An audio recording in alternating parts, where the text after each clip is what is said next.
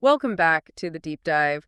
We're here to unpack compelling sources, really dig into them, and pull out the most potent insights for you. Today, we're diving into something truly transformative: rewriting your story, a guide to self transformation. Now, our source material for this is a fantastic article. It's titled Jan Kasim, Rewriting Your Story Lead on Purpose podcast. And it features this really in depth conversation between the host, James Laughlin, and the award winning journalist, Jan Kasim. Our mission, as always, is to extract those crucial nuggets of knowledge. We're talking personal storytelling, identity, mental health, trauma, self reflection, all of it. Basically, giving you a shortcut to being, well, impressively well informed and maybe finding a bit more peace along the way. And it's such a powerful topic, isn't it? Because what really stands out is this um, immense power we all actually have, the power to interpret the events of our lives. The facts themselves, okay, maybe they're fixed, can't change those. But the way we frame them, the story we decide to tell ourselves about them, that's entirely within our control. And that right there, that's where the real agency, the potential for transformation truly lies. That's a really profound place to start. Let's really dig into that core idea because it feels like the absolute heart of the article. Jan Kasim, he apparently asks himself this question every single day: how can I tell a different story with the same facts? Just think about that for a second. It's not about, pretending things didn't happen or denying reality. Not at all. It's about saying, okay, the external stuff, the cold, hard facts of life, those are what they are. We can't change them. But our interpretation, how we see those facts, that can absolutely change. And that reinterpretation, well, that's how we build resilience, find hope, maybe even heal. Exactly. And that distinction is just. It's absolutely crucial. The article does a great job highlighting this difference between facts, things like inflation, maybe war, systemic issues, or even personal past trauma. And the stories we build around them, these stories are essentially the lens we use to view the facts. What's so empowering here, and maybe where that aha moment clicks for people, is realizing that you can consciously choose more empowering stories, even when the facts are tough. By doing that, you actually reclaim agency over your own mental health, your life's direction. Think about, say, losing a job. The fact is unemployment, okay? But the story is I'm a failure, I'm stuck. Or could it be, this is unexpected, sure, but maybe it's a chance to redirect, learn something new. That shift, it's not just thinking positively. It's a fundamental change in how you engage with your own power, your own agency. That makes so much sense. So, if reinterpreting facts is the what, Kasim's book, This Is Not How It Ends, seems to offer a guide for the how. And here's something from the article that really jumped out at me.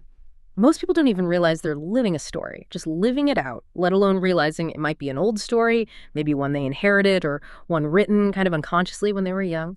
So how does he suggest we even begin this process, this personal excavation? Well, he advises starting simply, which I think is really important for making it feel doable. He suggests just 3 questions. They sound simple, but they're actually quite deep. Where have I been? Who have I met? And what moments changed my life? And he stresses, journaling about this. It's not about writing perfectly. Forget grammar or style. It's about unlocking memories, feelings, just letting them surface. The power in these questions is how gently they open a door to your subconscious, right?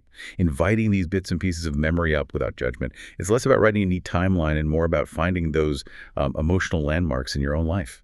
Emotional landmarks. I like that. Mapping your emotional terrain. And speaking of those landmarks, he shares this really powerful childhood memory. He was asked if he was brown because he didn't shower. I mean, it sounds like such a small thing, a micro moment, right? But he explains how that cruel question just lodged itself in him, created shame, and it influenced how he saw himself for years. It's just a stark reminder, isn't it? How one tiny event can plant seeds for these huge, often negative life narratives. What strikes you about that? How these tiny moments can have such an outsized impact? It's really fascinating. It shows how vulnerable we are, doesn't it? Especially as kids, to what people say, what happens around us. These little micro moments, they can act like anchors for our narrative. They set a sort of baseline for how we see ourselves, how we see the world. Yeah. And if that anchor is negative, yeah, it can just unconsciously steer our reactions or choices for decades sometimes. Yeah. It definitely makes you wonder, doesn't it? It makes you think what seemingly small moments, maybe ones you've even forgotten, might be shaping your current story, your self-image right now. That's definitely something to sit with. And it's not just those early personal moments, is it? Kasim also talks about broader societal stories, specifically how ideas around masculinity can really block self-reflection for a lot of men. He notes that many guys just struggle to explore their inner emotional world because of, well, stigma. There's this pervasive narrative, this script about needing to be tough that makes vulnerability feel almost forbidden, leads to a lot of hidden pain. Oh, it's a huge challenge. And it's often more than just stigma. It's like this ingrained cultural thing passed down, you know? Makes even thinking about being emotionally vulnerable feel like you're breaking some kind of code of masculinity.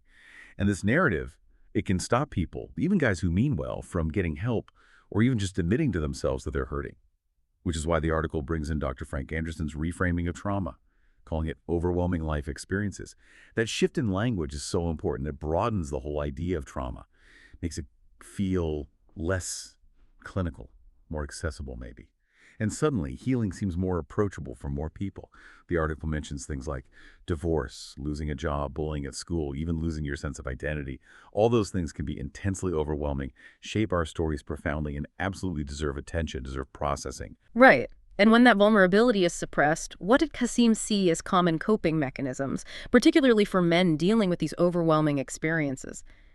He points to overwork and alcohol, using them almost like tools, really. Tools to mask pain, loneliness, maybe unresolved stuff from childhood. It paints a really stark picture of that internal struggle. It really does. And Kasim's own story, his personal journey, is such a powerful example of how deep that disconnect can go, especially when you see how he built his entire identity around achievement. From a really young age, too. Started writing for newspapers when he was just a teenager, got tons of approval, validation, all through professional success. On the surface, it sounds amazing. But, and this is the kicker, right? A real wake-up call, maybe, for a lot of high performers out there. Despite all the external wins, the global travel, TV gigs, awards, Kasim didn't actually learn how to manage his emotions. He didn't build a healthy sense of self underneath it all. He talks about this profound emptiness inside, asking himself, essentially, I have everything I thought I wanted. Why do I feel so alone? It just perfectly highlights that disconnect, that gap between what the world sees the accomplishment and what's going on inside, a reality many high achievers hit eventually. Absolutely. It's that paradox of external validation, isn't it? You can collect all the trophies, tick all the boxes, but if you haven't done the internal work, haven't really understood or nurtured your emotional self, that success can feel incredibly hollow. Which leads him directly into talking about loneliness. And he shares this really poignant observation. You can feel lonely even when you're literally in front of 500,000 TV viewers. Wow. That's a powerful image, surrounded by this huge audience, yet feeling completely isolated. And then he drops that question, the one that just cuts through Yeah. everything. Who can you call at 2 a.m.? That question just gets right to the heart of it, yeah. Yeah. It connects straight to this paradox of our time, the digital age. We're constantly connected online, right? Oh, yeah. Always on. Yet so many people feel deeply emotionally isolated. The article really hammers this point. Building genuine, authentic relationships where you can actually be vulnerable and consciously letting go of that need to perform, that self-worth based purely on achievement. That's critical. That's how you find real connection. It's about daring to move beyond the polished image and just be truly seen. Okay, so let's try and pull this all together. What does this all mean for you listening right now? What are the core takeaways from Jan Kasim's journey, his insights? Let's unpack the essentials. Okay, key takeaways. First, the big one. You can't change the facts, the events of your life, but you absolutely can change the story you tell yourself about them. That's where your power is. Second, start the journey. Begin reflecting. Even if it feels messy, even if it brings up difficult emotions, just start. Third, pay attention to the small stuff, those micro moments. They really do shape the bigger picture, the macro narratives. Your smallest memories might hold the key to your current story. Fourth, remember, achievement isn't the whole picture. Success on the outside doesn't automatically mean emotional maturity or deep fulfillment on the inside. Fifth, real strength. It comes from emotional honesty, from vulnerability, not from putting up walls or masking how you feel. Sixth, that reframing of trauma to overwhelming life experiences. It makes healing feel possible, less scary for everyone. It broadens the tent. And finally, maybe most importantly, connection. Real connection matters profoundly. Ask yourself honestly, who really knows you? Who could you call at 2 a.m.? This whole exploration, digging into Jan Kasim's insights, it really feels like this powerful mix of psychology, personal growth, and just raw emotional courage. It's like a masterclass in looking inward, turning introspection into real, lasting transformation. Absolutely. And as you sit with all this, thinking about your own story, maybe consider this final thought. Yeah.